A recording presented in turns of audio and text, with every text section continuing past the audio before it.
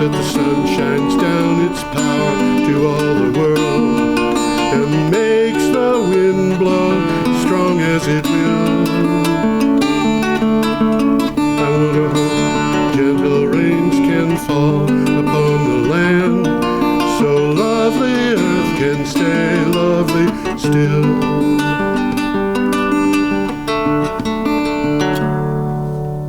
Well, hello, ladies and gentlemen. Where are we? Where are we? Yeah, right here. There you go.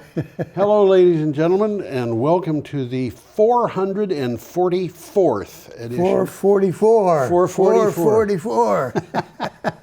444 or fight.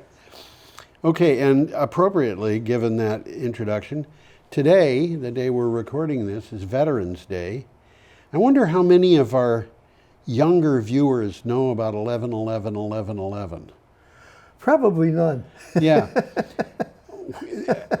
Veterans Day. You got to explain what that is, though. Veterans Day is called Veterans Day because it's the day that the armistice for the Well, it used to be called Armistice Day. Yeah. And it was the day that the armistice was signed at the end of the First World War. On 11-11-11-11. Yeah. At 11 which o'clock. was on on the 11th day in November. But it was signed at precisely 11 minutes after 11 a.m. Now, the trick to this is it wasn't Paris time that happened. Oh, no? That was New York time. Was it really? Yeah. Oh, yeah? It was later than that, obviously, in Paris. But people in New York said, holy smoly, this thing happened at 11:11. It was an important thing. I mean, that war should have, number one, it should have never happened, but number two, it was devastating. Talk about a war that didn't need to happen. Yeah. Really. And it was going to end all wars. Look how well that worked. Yeah, right. Really. Okay. Every day I get my stuff, my news material from the internet, and I package up a synopsis and a link to an article for each of 10 to 15 articles. And then Tom and I meet on Thursdays to discuss the ones that are probably the most important. Well, some of these things are very worth pursuing and reading. Some of them are very long and informative. Yeah. I'll try to inform you. Yeah. But sometimes I fail. But fear not. Some of these things really are worth following up. Well, I mean, if you just look at the first article. By the way, I should mention, if you want to look these up, you can do it by going to my blog, geoharvey.com. But also, there is we work from a thing that I call a script. It's not really, it is a script in a sense. Sort of, yeah. Sort of, but it has the links in it, and it can be downloaded as a Word document, or you can find it online, and the links to do that are lower on the page where you're watching this. Yeah, let's see. What do I do to get pictures up here? Well, first of all, I got to supply you with a picture. How about that? Well, as they say in Williamsburg. Wouldn't wait. This Williamsburg, by the way, is a forward reference to something we're going to see in a few minutes. In a little while. In a little while. In a little while. Okay, here we have wind turbines. Is that what that is? I think that's what it is. It's amazing. Yeah. I'm always accused of putting up party noisemakers and calling them wind turbines, but they aren't. Those are real wind turbines. There's a good link on this website. Yes.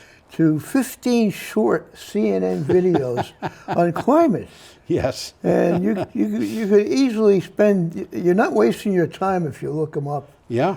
They were all short, but there's 15 of them. Yeah. Well, that'll keep you going for a few minutes. And as I was doing this, I had the radio on at home. Oh, yeah? And I heard somebody say on the radio, and I'm not kidding you, if carbon emissions were real, we couldn't see because carbon is black. Okay. Tom, could I tell you something that happened to me? This is completely without any reference to anyone. Well, I don't think I got much choice in the matter, but I'll let you go ahead and do it. I got a call from a telemarketer. And he starts I get a lot of them. Yeah, he starts out by saying, Mr. George? And I told him what I tell a lot of telemarketers, which is, Nivanovan Sharat Seisnik Gedachi. And a lot of these guys try to figure out what language that is. It never works. But anyway, I'm a little cruder than that. the little that particular language is Welsh, and they don't get it. Nobody speaks Welsh. This guy, you're right. Nobody speaks Welsh, especially not me. By the way, don't try to get me to converse in Welsh. It's not going to work. But this particular guy told me something, which was, if you're not going to learn to speak English, you should have stayed in Pakistan. Okay, sorry, that has nothing to do with energy. That has nothing Well, the to do. interesting thing that for people here, I've been in Pakistan, and almost everybody speaks English. And nobody speaks Welsh. And I don't think there's too many people speak Welsh. Not too many. There aren't too many people in the world who speak Welsh. Although I will say, of all of the Celtic languages, Welsh is the one that is has the most speakers. Is that so? I think it's got more than the rest of them put together. Well, a lot of the people from Wales do speak Welsh. Yes. And they're trying to revive Manx, and they're trying to revive, what do they call it? Cornish. Cornish. There you go, Cornish. And they're trying to kind of reintroduce these languages. Yeah, and Irish and Scottish and Breton, you know. Anyway. Well, I was over there. Yeah. More than once, but I did speak to a guy who got into a curragh, which is a Irish boat made out of skins. Yes. And this one handled 6 people. Yes. So these 6 guys got in this boat and they circumnavigated the British Isles. Oh my gosh. And everywhere they went, they tried to stop in a place where they spoke Gaelic of some sort. Right. And he said there was no problem. He could speak. He would be speaking Irish Gaelic. Somebody else would be speaking Scottish Gaelic, and they'd understand. They'd understand each other. Yeah, they're pretty close. Okay, we should get on to energy. Otherwise, the show is going to go on forever. Our first article comes from CNN, and it has those wind turbines. And let's get the picture up just there. a moment ago. There you go. And we'll get the picture. And it says the global finance pledge could mean $100 trillion for the climate. Now for the hard part. yeah, well, $100 trillion is a fair amount of money. Yeah, I think it is. It's a fair amount of money. I think it's more than it takes to get you on a subway these days. I think so. Banks, insurers, pension funds, money managers, and others in finance signed up to tackle the climate crisis, swelling the ranks of a coalition led by former Bank of England Governor Mark Carney. With a total of $130 trillion in assets, the coalition has control over 40% of global banking assets. By the way, the coalition is called GAFANZ. GAFANZ? G-F-A-N-Z. Okay. More than 450 companies in 45 countries have now committed to achieving the goals of the 2015 Paris Climate Agreement. Right. Now they didn't just make this agreement. This was 5 years ago. Yeah. The IEA has said that fresh oil and gas development must stop if the world is going to limit warming to 1.5 degrees. And commitments made by GAFANZ members do not require them to stop financing fossil fuel projects. Right. Well, they're going to have to do it anyhow. But they're going to have to. In 6 years since the Paris Agreement, the world's 60 biggest banks have poured nearly $4 trillion into fossil fuels. They're cheating, guys. Well, the thing is, though, today there were 2 articles that appeared about this, and one of them said, interestingly enough, the interest rates are going up on fossil fuels and down on renewables. We're getting I think we're going to talk about something like that. We're getting into what is called a virtuous cycle, okay, as opposed to a vicious cycle, yeah, where the price of renewable energy is going to get pushed down because it's been pushed down. Certainly with solar it is. Absolutely. Oh yeah, absolutely. I don't know how much further they can go there. Free? I don't know. Okay. It's a little harder to do it with wind, but we should continue going. I think we should. We got another picture. We have coming a up picture if I here can- from the, and this is from the BBC. Yeah, The let's picture is show not the from the picture. BBC. This is a coal burning plant, and we. How can you tell? Well, you know, Look at all the conveyors. yeah, it's the conveyors. There's 4 sloped things there that are moving coal from various places to various other places. So, what do you got for a title on this? 190 nations and organizations pledge to quit coal. Yeah, major coal users, including Poland, which is interesting to me because they've been really against this. They use a lot of coal. And Chile committed to shift away from the fossil fuel in pledges made at COP26. That's the Climate current Summit. one. That's the current one. The UK government has given this information out. Some 190 nations and organizations vowed to quit coal. Australia, India, China, and guess what, folks? Us. The United States did not sign on. Why didn't we sign on? Politics. It's politics. know. Who owns the fossil fuel assets in America? I mean, Rich. they're not widely held. They're held by a small number of families like the Rockefellers. Who, by the way, are very much against the continuation of the use of fossil fuels. Interesting. Yeah. No, they've Well, actually. it's a new generation. It's a new generation. Several generations. Okay. Coal produces 40% of the world's electricity. That's down from. It's still the single biggest contributor to climate change. Yes. Signatories to the agreement have committed to ending all investment in new coal power generation. Okay, whether they do it or not, I don't know, but that's what they've committed They're to. going to do it. Major coal-using countries include Poland, Vietnam, and Chile have made the commitment, but some of the world's biggest coal-dependent countries, including China and the U.S., did not sign it. There was nothing in the agreement on phasing out oil and gas. Yeah. So much of this is smokescreens. Well, we No, can it's- hope. It's economics. Yeah. It's money. Okay, our next Nice picture item here coming comes up. from The Guardian. That is a solar plant in Australia. It's hard to tell how big that solar plant really is. I think it's because huge. They take a picture way up in the air. Yeah, I think it's and huge. There's nothing in that picture that gives you a... I think it's pretty big. Yeah, it's pretty big. Well, So, let's what do you have move for a along title? here and say, okay, I got a title. I do. Bingo. Okay. Australian fossil fuel projects given $36.7 billion. I guess that's Australian dollars. I would say probably, yeah. In foreign public financing over a decade. That would be about 28 billion US dollars. Something like that. It's still a lot of money. It's a lot of money. It would be more than I could pay out of pocket. Public finance institutions overseas, including export credit agencies, poured $36.7 billion into Australian fossil fuel projects over a decade, according to a report. The amount is 11 times as great as what was put into renewable energy. Well, that was 3.3 billion, so yeah, 11 Yeah. times is pretty accurate. Well, the Organization for Economic Cooperation and Development, which is called the OECD, it's an association of 37 nations Yeah. in Europe, the Americas, and the Pacific to promote their mutual economic welfare. And they are trying to figure out where to put this money so that it does the most good. Yeah.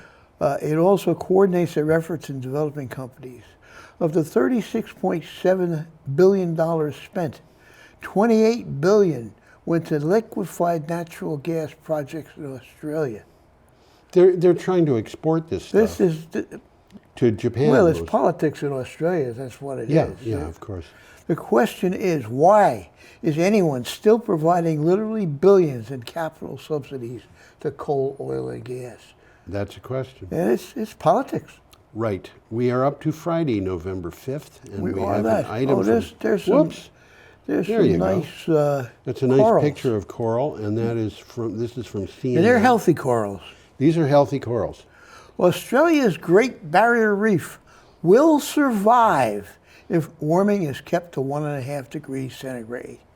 A study by an Australian university focused on the Great Barrier Reef and global warming. If global warming is kept to 1.5 degrees Celsius, the mix of coals in the Barrier Reef will change, but it could still thrive, according to the study's lead author, Professor Terry Hughes. There's a video that you can attach to here that's worth that's a short one, much more than a minute. Half of the coral in the Great Barrier Reef is gone. Now the good news is that coral is resilient. To a degree. To a degree. Yeah. I mean, so it doesn't look like it's going, well, as the headline says, it will survive. Yeah.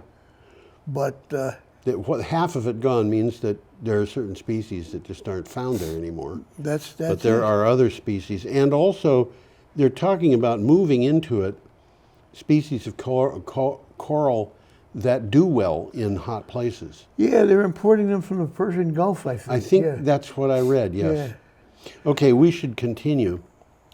Well, we have another picture coming We have up a here. picture here of a solar farm. Is that what that is? I'm not sure what else it could be. Well, it goes pretty far back there, so I imagine it's sure pretty does. big.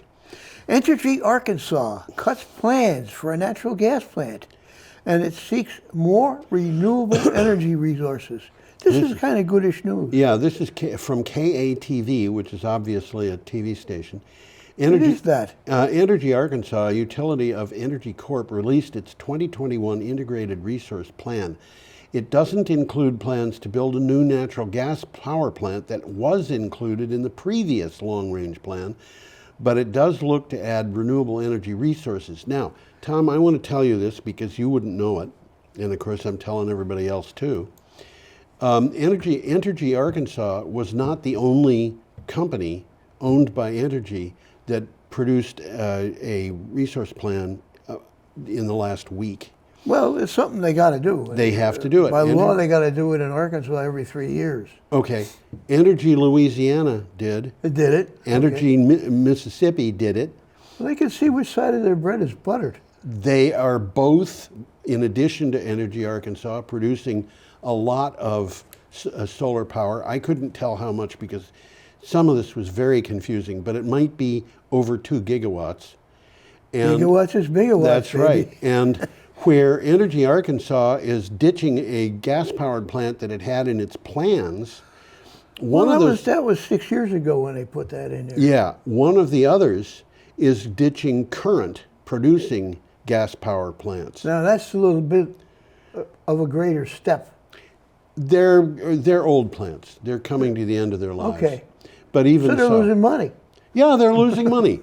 So, put in solar. And, Well, solar's going to, if it keeps going the way it's going to go, they're going to start paying you to take it. Yeah, and also the cost of batteries has been declining. Batteries are getting cheaper. It's like 27% per year the costs of these things are going down. Incredible. And so... batteries are getting so cheap. much better. The electricity from them is too cheap to meter. Yeah. In some cases it is. Well, they have to meter it, otherwise they won't know who's using it. But, yeah, okay. Should we go on from there? Let's see. We got another picture here coming up, and it's This is a confusing Looks looking like a picture. truck. It's a truck, but the wind turbines in the background look like they're not very far from that truck, and that's a kind of an optical illusion. Those wind turbines are huge, and down at the bottom. They look huge. They're huge. So it's as you say, it's an optical illusion. And down at the bottom of them are trees that would tower over this truck, and they look like they're about the size like they're of little bitty things. Yeah, they look like yeah. They're It's the an size optical delusion. Delusion. There you go. Okay, this is. Well, there's an interesting thing about that truck because it looks like it's a conventional truck. It probably is. Yeah. But the electric trucks that are coming out now, some of them are looking just like that, and they give them a trunk. Yes. But there's another one, and we'll see it later on. It's a more streamlined version of the truck. It doesn't need all that front if there's not going to be an engine in it. Yeah. Okay, this is from Clean Technica. Renewables provided 92.3% of Kenya's electricity generation in 2020. As the world races to decarbonize, Kenya's electricity sector is well on the way to being powered by 100% renewables, and the country's clean energy puts Kenya in a very nice position to take a lead in the transition of electric mobility on the continent. The continent, of course, Well, being Africa. this is interesting because you don't think of this, but Kenya's Great Rift Valley has an estimated geothermal potential of 10 gigawatts. And gigawatts is bigawatts. Megawatts, baby. This puts Kenya in a great position to get to 100% from renewables very quickly. Very quickly if they develop that. But they're already at 92.3%. Should we move on? I'm looking at a note here to see if it's worth reading or not. Well, the power from utility scale plants is close to the total contribution of rooftop solar plants in Kenya's commercial and industrial sector, which isn't even counted here, Yeah, okay, in this article. yeah, And that's the fastest growing solar segment in Kenya. yeah. So what they're predicting is that Kenya is going to be solar 100%. very shortly. Probably over 100%. Well, they're already exporting power, so yeah. Yeah, okay. Well, Okay. we're coming up to Sunday, November 6th, and we got a wonderful picture of the Williamsburg Bridge. The Williamsburg Bridge, by the way, is just east of the Brooklyn Bridge. Well, there's connecting Lower Manhattan to Brooklyn. Yeah, There's 3 closely spaced bridges: right. the Brooklyn Bridge, the Manhattan Bridge, and the Williamsburg yes. Bridge.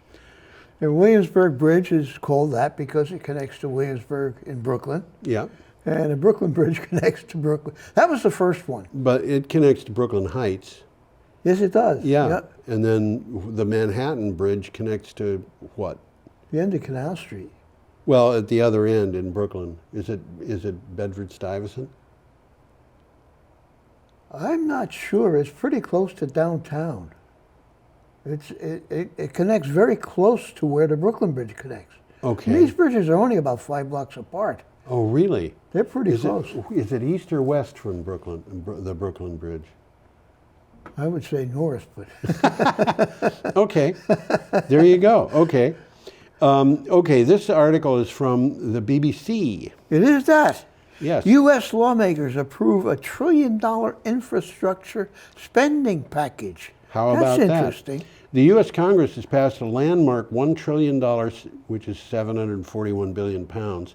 Just in case. Just in case, your mind goes in that direction.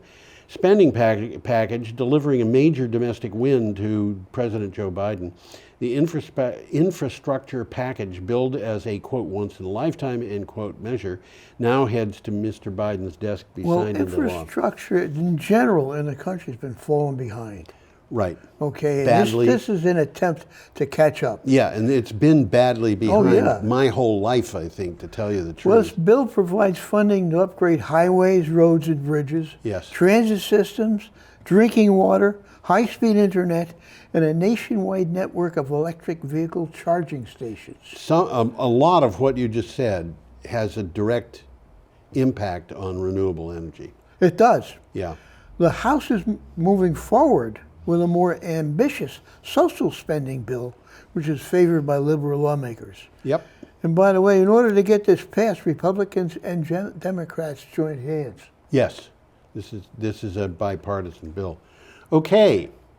Let's move along. Our here. next We got another item comes picture. from Here it the is. Hill. What is that thing? It's a wind turbine poking up above the fog, and it reminds Looks me like a of, pretty large-sized wind turbine. too. yeah, my son Jeffy, when we moved to New Hampshire, I said, Jeffy, when you get up in the morning, you'll be able to look out and see clouds that will be below us. Yeah. And Absolutely. he thought that was just amazing. Well, And this is mentioned kind it- of a picture of yeah, that. I mentioned it to him years later, and he said he still thought it was amazing having done it. Okay, New COP26, which we have talked about and will continue to talk about Right. for a while. I think it's just over now. I think it's over. Maybe it goes I till think Saturday. it goes until Friday, which Yeah, is something tomorrow. like that. It's happening now, and COTP is the Conference of the Parties. Right. And I'll tell you in a second how many people are actually there. New COP26 pledges could limit warming to 1.8 degrees Celsius. Right. An analysis by the International Energy Agency shows that new packages announced at the COP26 climate conference could keep global warming below 2 degrees Celsius if they are actually implemented. Based on the new pledges, the countries could limit the Earth's warming to 1.8 degrees Celsius above pre-industrial limits in 2100. That's coming up pretty close. 2100? Let's see. I'm trying to think of how old my great-grandson will be when that happens. Yeah. Well, the agency notes that countries' policies haven't necessarily been in line with their rhetoric in the past. Not necessarily. It said that based on the policies countries have actually announced, the world would have warmed by 2.6 degrees at the end of the century. Yeah. And that's just based on what they said they're going to do. Yeah. Okay. And now the COP26 has cut that substantially. Even if they were implemented, the world still would not be on track to meet the Paris Agreement of But 1.5. now we're in a situation where they could they're be. looking at it again. Yeah. Let's move along here. We've got another picture here of some solar. Solar panels. How'd you do that? Well, you know, I have this button I press, and every time I press, look what happens when I press this button. See? Amazing. Let's Amazing. push it back so There we you can go. talk about this. Solar panels. This looks like a lot of solar panels, but it's only 12 megawatts. Well, It looks to me to be big. it looks big, but if you look, you can see the individual panels. You can see a truck down there Yeah. and a little palm Yeah, tree. And, yeah, a little palm tree. It's Wow. a good size array, but it's not that big, you know. Yeah. So Salon. let's move along here. Salon.com. Yeah, that's where it came from. Want to make energy cheap? Build renewables fast, not gradually. Yeah. That makes sense. This is an interesting point. It is good. It's a good point. Yeah, it is a good point. At the UN Climate Summit, Indian Prime Minister Narendra Modi pledged to quintuple India's current 100 gigawatt of renewable energy to 500 gigawatts of renewable energy by Gigawatts is gigawatts. by That's a lot they're 2030. talking about. This is, Of course, India's a big country. it's a big country, but 500 gigawatts of renewable energy is going to be the equivalent of 100 nuclear reactors. That's a lot. Well, right now it's more than India's entire capacity. Yeah. Okay. More than India's entire capacity today. He could do this because the faster we install renewables, the faster the price goes down. Well, you're always talking about Moore's Law. That's a good example Yeah. of it. Yeah, that's right. Wright's tell us law, what- as a matter of fact. Is it Wright's Law? I thought it was- Right, the generalization is called Wright's law. It says basically that when you double the amount of something that has gone to market, there's a reduction in price. And we've seen that happen. And that reduction in price is predictably going to continue to be every time you double the amount that's gone to market. Well, this is what they're saying here. Not only do wind, solar, batteries, electric vehicles, and heat pumps get cheaper over time, they get cheaper faster if we just build more of them. That's right. right. That's exactly what's happening. That's exactly what's happening. And by the way, this is not something that somebody dreamed up in a back room to tell people. This is something that has been studied, and it is turned out to be true. This is pretty close to axiomatic, isn't it? Yeah, it's called real. it's called the learning curve. Yep. The more you learn about something, the cheaper it gets. Yeah. And anyway, Well, not risk, but inertia and obstruction from special interests are the biggest barrier Yeah. to getting off fossil fuels. Yeah. Well, as I've said, who owns them? Sunday, November 7th, and we have a picture Oh, here we got a picture of a truck. This is what I was talking about. Ford E-Transit. This interesting looking truck, and you notice there's no trunk in the front on this one. They probably give you a little bit more space inside that thing. Well, yeah. Because, the driver's knees come almost to the windshield there. you know. Well, if you think about This is the shape of new trucks. it. Yeah. Okay, this is from Clean Technica. Let's see if I can get along here so I can read my notes. There we go. Ford slips an EV version of a popular transit van past Mustang media fuss. Everybody's making a big fuss about Ford Motor Company's EV version of the iconic Mustang line, but Ford... Well, that's getting a lot of headlines. Oh, it sure is.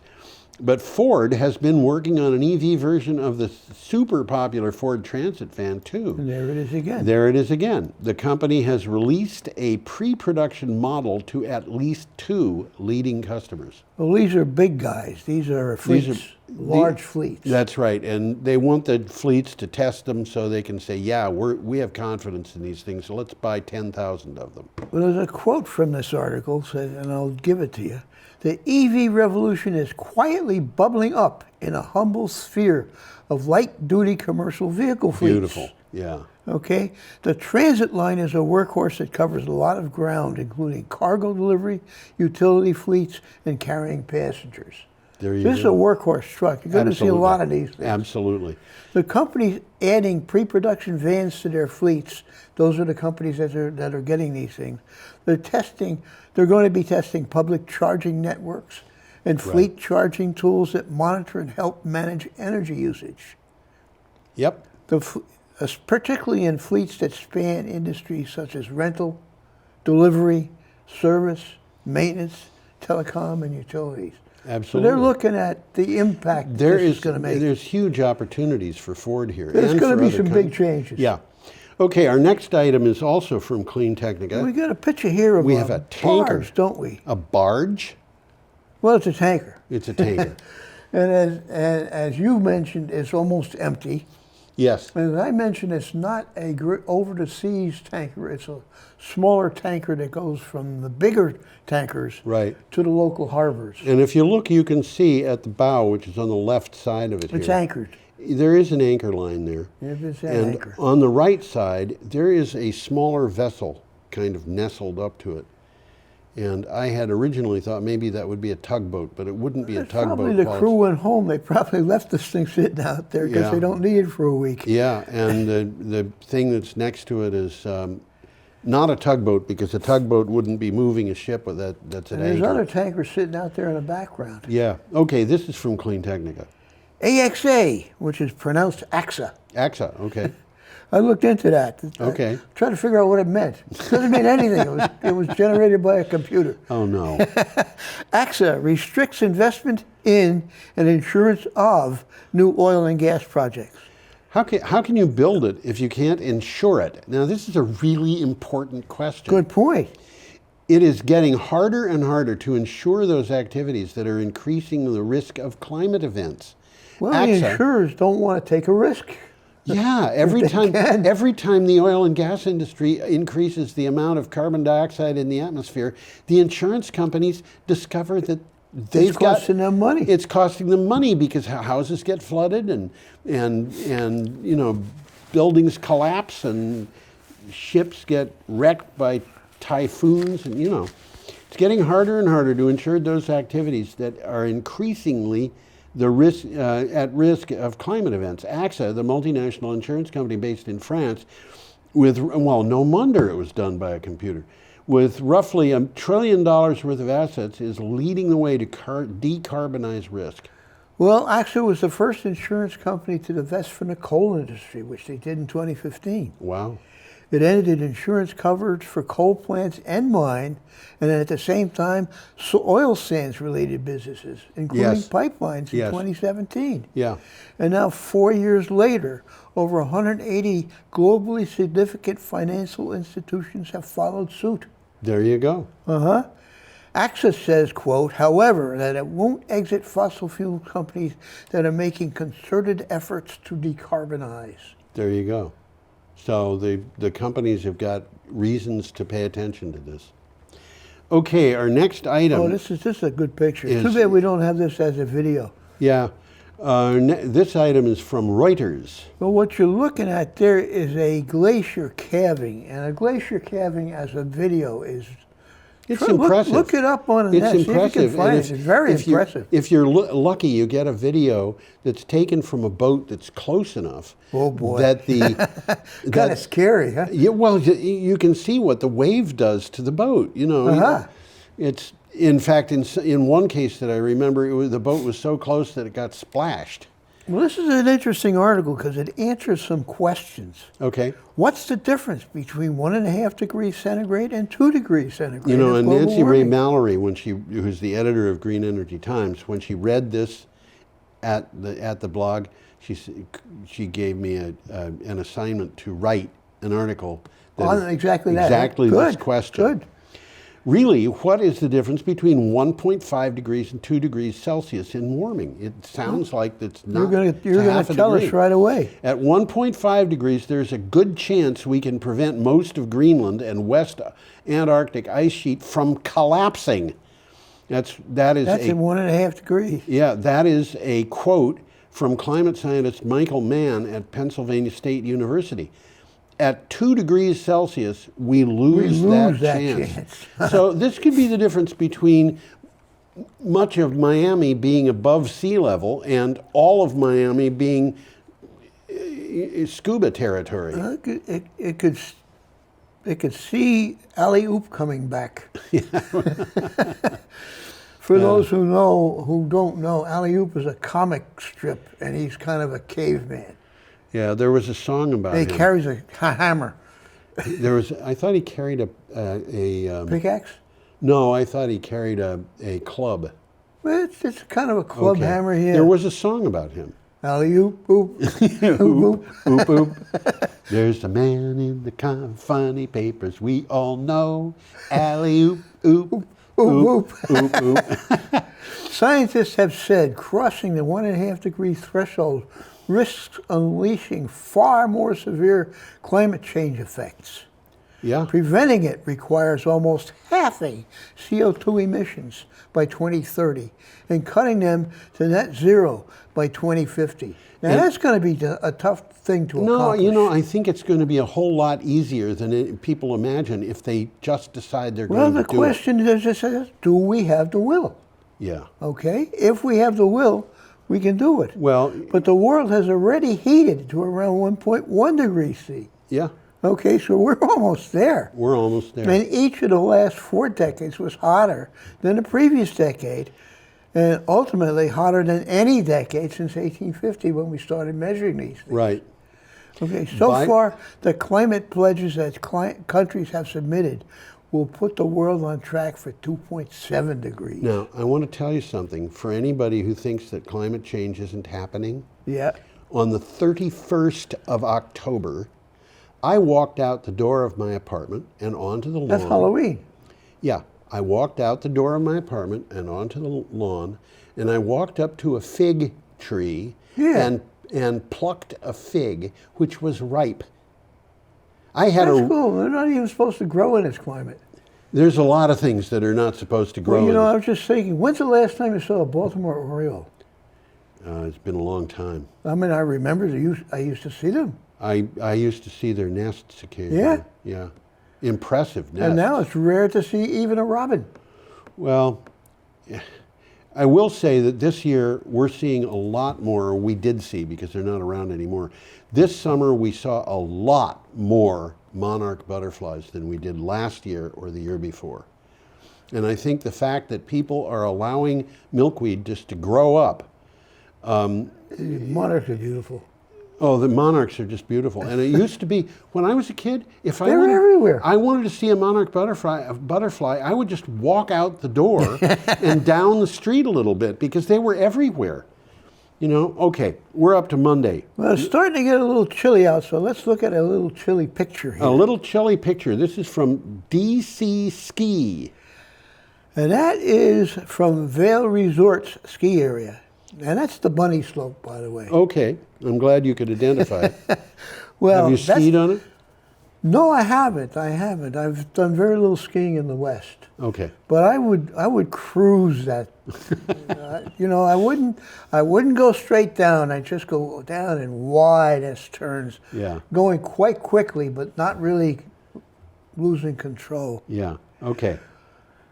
Well, Vail Resorts reaches 85% renewable energy milestone. So Yeah. this is interesting. Yeah, Vail Resorts is prioritizing efforts to mitigate the impacts of climate change. Earlier this fall, Vail reported that its 34 North American mountain resorts had Vail is reached big. 85%. This is not just Vail, it's 34 North American resorts. Right, and these are not tiny little Well, I'll mention ski that in a jumps. second when you finish. Let's see, they had reached 85% renewable energy rate, a key milestone as the company Which is aims to significant. be net zero. They aim to be net zero by 2030. Well, Vail is a holding company. Yeah, They own ski resorts. Yeah. And right now, locally, they own Mount Snow, okay, Okemo and Stowe in Vermont. okay, Okay, Hunter Mountain nearby New York. okay. Okay, Attitash, Crotched Mountain, Sunapee, and Wildcat, New Hampshire. Well, they're all So they're over in the place. area. This sounds like the octopus stretching its tentacles out and Sort taking of over. is. One of the ways Vail Resorts reached 85% renewable energy usage was purchasing power from an 82 turbine wind farm in Nebraska. So it's purchasing all of its power. Yeah, Okay. In its first year of operation, it generated nearly 300,000 megawatt hours of electricity for Vail. right, right. So they're getting in on the ground floor. They know what they're doing. They know what they're doing, yes. Okay, our next item is from the BBC. Let's see if I can find a picture Whoops, here. that's not Oh, from the there we go. BBC. It's an oil and gas. There we go. It's an oil and gas refinery, isn't it? That's what it is. That's just what it is. And And look at those stacks, and they are not. The one in the background is emitting steam, but those tall stacks are emitting nasty stuff. nasty stuff. Okay, as I said, this is from the BBC. Fossil fuel industry has the largest delegation at the climate summit. This Now that's crazy. Yeah, it's crazy. Campaigners led by Global Witness assessed the participant list published by the United Nations at the start of the meeting. They found that 503 people with links to the fossil fuel interests had been accredited for the climate summit. That's more than are associated with any single country. Well, there's about 40,000 people there. Oh, wow. It's a big group. Yeah. And there's an interesting thing, because I couldn't link to it, but find and try and click a link to go through a very informative gallery of pictures. Okay. And what it is called is What is COP26 and Why Does It Matter? Yes. And it's a good article. You can read it in about 5 minutes, Okay. and it's very informative. Yes. I've seen that linked from a bunch of different places. That one article. If you can find the link, I couldn't find it on your link, but Oh, okay. if I went to your link, I could find it. Yes. Okay. There are more delegates at COP26 associated with the fossil fuel industry than from any single country. Yeah. And 509 people have links to fossil fuel interests. Brazil, which is the highest ranking country, has 479. UK has 230. And the United States has 165 delegates, including former President Obama. Yeah. So they're He's been- they're sending some quality there, but They are. not a lot. Okay. Our And next. there's a little quick takeaway here. Oh, okay. Because I was wondering why she didn't get mentioned. Climate activist Greta Thunberg tweeted, "I don't know about you, but I'm sure not comfortable with having some of the world's biggest villains influencing and dictating the fate of the world." Well, that's Greta. That's Greta. I expected to hear Greta, and she's sitting this one out for that Yes. very reason. Yes. Okay. Our next item is from Clean It looks Technica. like a fire, doesn't it? Well, it's a burner It's on gas a stove. burners. Yeah. These are gas burners. Did you turn off the gas? Sounds like my mother. We'd be going somewhere, you know. This happened inevitably. Oh, I forgot to turn off the gas. Did you ever And we'd have to go back. read Around the World in 80 Days? I probably did, but it was more than 80 days ago. It was also made into a movie. Uh-huh. And one of the things that happened was they had forgotten to turn off the gas. So they were gone from home for 80 days. Now, the problem is the gas was being used for lighting, so there were gas fires all over the house. Oh, boy. But what happens if one of them gets blown out? Well, Yeah. the house gets filled with gas, and then it blows up. Okay, this is from Clean Technica. Carbon Tracker's key findings should have investors in gas taking note. You're reading my part. Well, you read my part.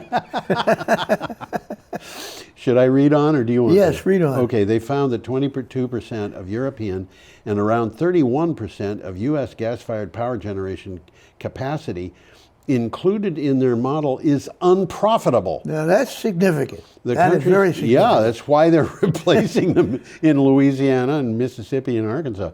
The countries dependent on gas have found that the volatile prices of 2021 damaged their economies. Well, the price of gasoline, which is related to the price of gas, Yeah. jumped Oh, two it's weeks ago. Unbelievable. It's Multiplied by almost 4. almost $8. It's over $8 a gallon in California. I've read. Well, it's $4 a gallon right here in Brattleboro. Has it ever been that high before? Yeah, Okay. yeah. All right. We should. Long touted as a transitional fuel from coal to renewables, it now seems likely that frackers want to prolong the transition and make gas a permanent part of the landscape. Well, okay. Let's make sure that doesn't happen. Okay, we're up to Tuesday, November 9th, and we have a picture of a Zero Avia airplane. I've forgotten the name of the company that made that airplane, but it was originally made as a turboprop. And we'll get into Let's it. see if I may have that, I may not. This is a very long article, and there's Yeah. a lot of meat in it. There's a lot of meat. It's very interesting. This is A from $1 billion Clean bet on clean technology that is not supposed to happen. Well, it's not just aviation. There's a couple of them. 3 pie-in-the-sky areas of clean technology are sustainable aircraft fuel, hydrogen, and carbon capture. They are 5 years ago, who heard of any of them? Well, yeah. They are beginning to creep from the impossible to the possible. An EU investment fund of up to $1 billion has been set up to push all of them into the realm of probability. And Well, they've already started to build a new air-to-fuels facility. It's already started to build yeah, in British Columbia. yeah, It plans to deliver up to 100 million liters of aviation fuel annually. Wow. That's like 25 million gallons, yeah, okay? And it's combining carbon extracted from the air yeah, with green hydrogen. yeah. And hydropower, hydroelectric power would provide the juice to run the system. Interesting. Isn't it? Interest in fuel cell electric aircraft, which is what you're looking at there, Yeah, is growing. It's possible that fuel cells could give battery-powered flight a run for the money in the area of smaller aircraft for regional trips. That seems to be happening already. We've talked about that on the yes, show. and this airplane that you're looking at, I think, as I remember, it was 19 passengers, and it has It's something like that. yeah, it has a range of 500 miles. Well, they're planning to run from London to Rotterdam almost Yes. immediately. Yes, Almost the entire global supply of hydrogen is presently sourced from fossil energy. yeah, but it doesn't have Okay. to be. Well, however, renewable green hydrogen can be made by deploying electrolysis, in which electricity is supplied to water. Right. But electrolysis makes no sense if fossil energy provides the electricity. Yeah. So low-cost wind and solar have changed the game. Okay, we should move on, I Tom. think we should, because we got another picture here. We have a coming up. picture here of another large wind farm. another large This wind farm. particular wind farm is That's a big one. 102.5 megawatts. So you can see this is taken from way up in the air. Yeah, this is from It's in Georgia. PV Magazine USA. I couldn't tell whether this actually exists or it's one of those computer renderings that Oh, I think it's real. I think it is. I think it's real. I But think it says it's a 102.5 megawatt solar farm. If they were making it up, they would have said it was 100 megawatts. You're right. Okay, what do you got for a title? RFP alert. Request for Proposals. proposals. Georgia Power seeks 1,030 megawatts of renewable generation. Just a little bit more than a gigawatt. It's just a little bit more than a megawatt, exactly. Georgia Power, a utility with more than 2.6 million customers, issued a request for proposals for 1,030 megawatts of new renewable energy generating capacity. Applicable projects will be 3 megawatts or greater in size. Well, the one we got going on in Brattleboro is 5 megawatts. 5, yeah. And it looks big. It does. Would reach in-service dates in 2023 and 2024. Well, they have agreed already to start to build this 2,700 megawatts. Another 2,700 megawatts coming online. Right. So that's more than 5 gigawatts. Yeah, they've got a lot And going they're in. looking for another gigawatt. Yeah, yeah. Okay, we should keep going, forging ahead here. We've got a picture from the BBC. That picture is not from the BBC. We have an article running close from to the end here, aren't we? BBC. We're about to go to Wednesday. Yeah, right. And you have a title for this BBC article? Obama tells young people to stay angry on the climate fight. Yeah, I would say yes. I think he's probably telling them to do the right thing. Barack Obama has called on young people to, quote, stay angry, end quote, in the fight against climate change at the COP26 summit. The former U.S. president urged them to apply political pressure to make the change, but warned they would need to accept compromises along the way. That picture, by the way, was taken in Germany. You can see the signs are in German. Yeah, it's not 1.5 degrees, it's 1,5 degrees. That's the way they do it in Germany. They do it in a lot of countries, but when I saw that, it's 1.5. I looked at the picture, and that sign on the right is in German. Yeah. It's in Jawohl. German. It says nicht nur divestment, and Tom came up with divestment. It looks like an M rather than an NI at the beginning of nicht, but it is nicht. Nothing but divestment. Nothing but divestment. Yeah. Well, Obama has blamed the pandemic, the rise of U.S. nationalism, and a lack of cooperation from the Trump administration for a breakdown in international relations that has affected the climate crisis. Yeah. Okay, well, Trump was denying there was any. He was denying that there was a crisis. Taking a swipe at Russia and China, Obama said, quote, it was particularly discouraging that the leaders of two of the world's largest emitters had not attended the climate summit in person. Yes. Well, the leader of America didn't go in person either. No, are you talking about? Well, he did. He did. He went there. Joe Biden? Yeah, was there. Biden did go there. Obama said that the world is nowhere near where we need to be to avoid a future climate catastrophe. Right. Okay, Tom, we have to keep going. We don't. The final thing is he criticized Donald Trump's active hostility towards climate science. Well, that's what it was. And we're up for the last day on this show here, which is Wednesday. And there's a picture there, and I'm going to push it up. This is the Flamanville 3 nuclear reactor being built. And this picture is not fresh. It's 10 years old or something. Well, you can see the reactor being built on the left. Yeah. That is going to be the reactor, and it. Okay, this is from EU Observer. What do you got? Investors will reject the EU's green label for gas and nuclear. This is important, I think. This is kind of, well, it's interesting. The European Commission is currently considering including gas and nuclear power in its green labeling system. An international group of 60 investors representing around 9 trillion euros, which is about $10 trillion. About $10 trillion, warned against including gas and nuclear in the European taxonomy, which is what they call the classification. Well, taxonomy is a classification of something. On sustainable finance. France, the Czech Republic, Poland, and other member states made a push to include oil, gas, and nuclear in the taxonomy, the classification. So they're the last European. They're cheating.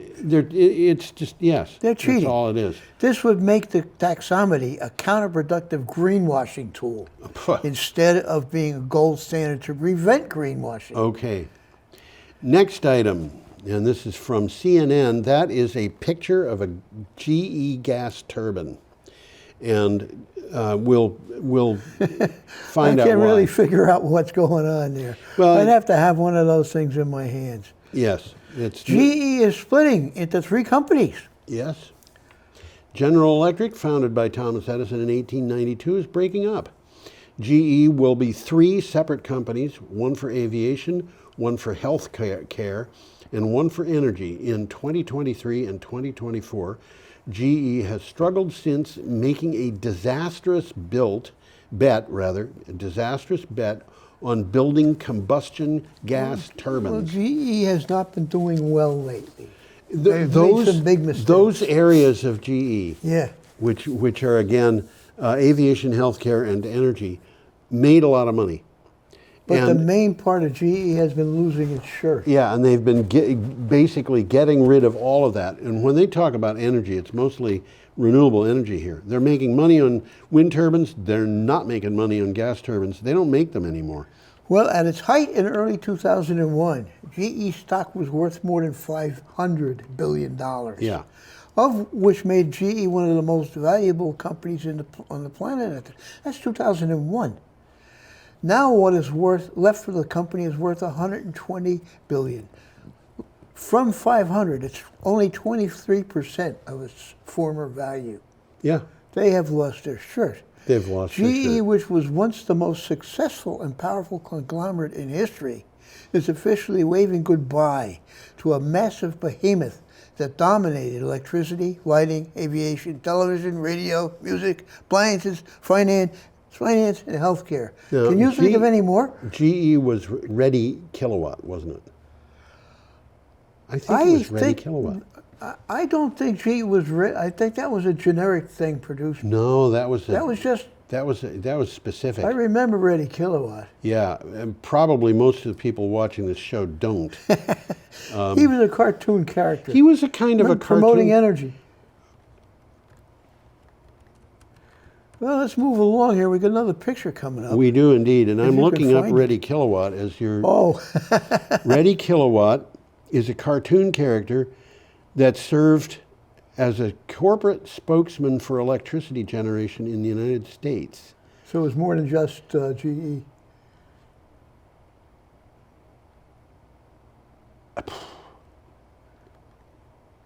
I don't know. Well, if you we might- could you do it might be easily, right. we would. We'd show you a picture of Ready Kilowatt, but Yeah, we can't. we can't. It's not easy. Okay, Well, this what's picture looking is up there is the planned Kapolei energy storage project in Hawaii. in Hawaii, and the energy storage is in that triangular area, which is well, that's what it is. The project yeah. is an energy storage project. yeah, which is slightly below the center and, and all slightly those, right to the center. those white-looking things are basically containers. Yes. Okay, this is from PV Magazine America. Plus Power lines up financing for 565 megawatt-hour storage project, and that's what you're looking at right Yep. there. Energy storage developer Plus Power said it has funding for its 185 megawatt, 565 megawatt hour Kapolei energy storage project now under construction with Hawaiian Electric. It said the financing serves as a strong signal of capital market support for the standalone energy market projects. Now, But it's a lithium-ion battery project. right, which means it's the same type that was in South Australia that was put up by Tesla about 5 years ago. I was going to say, what's the Tesla guy's name? Elon Musk. Elon Musk, yeah. Yeah, but He that said if I can't put this up in 90 days, I'll put it up for nothing. that's right. And he put it up like in 89 days. Yeah, I think it was actually I might have the numbers wrong. yeah, I think it was 100. But The project is planned to enter into service in June 22nd, 3 months before the island's last coal-fired plant closes. yeah, and this thing is big compared to that huge thing that went into South Australia. This thing is 5 times. Well, it's not 5 times. It's 4 times as big. 565 megawatt hours. That's a lot. That's that a lot. one in South Australia was 130. Well, it's 185 megawatts, Yes. and it's 565 megawatt hours. So it's set up to store energy for 3 hours Yes. of full discharge. At full discharge, which means that it could be discharging all night long and Oh yeah. only I mean, discharge half of its load. That's like if you push the switch and wait till it goes. Yep. Okay. The lithium-ion battery project will provide load shifting and fast frequency response services to Hawaiian Electric, which is the grid. We are at the end of our rope, I think so we we're are. going to Well, tell we everybody hit to out have of a it. singularly agreeable week. Well, we just finished it almost exactly on time. Yeah, I suppose. Let's put us up and we'll wave goodbye. We can do that. What fun. Come back. You'll next come back time. and see us now, you hear?